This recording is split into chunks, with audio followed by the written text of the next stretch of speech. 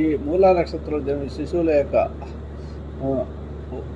శాంతి ఉంటుంది. కాబట్టి మొదటి పాదంలో పుత్ర జన్మై తండ్రికి, అదే పుత్రిక అయితే పశువులకు, రెండో పాదంలో పుత్ర జన్మ అయితే ఇలా తల్లికి దోషము, పుత్రిక జన్మ అయితే సామాన్య సౌఖ్యం ఉంటుంది. మూడో పాదంలో పుత్రుల జన్మైన ఎడల దానష్టం కలిగిస్తుంది. పుత్రిక జనమైన ఎడల పితృపక్షం వారికి హాని కలుగుతుంది.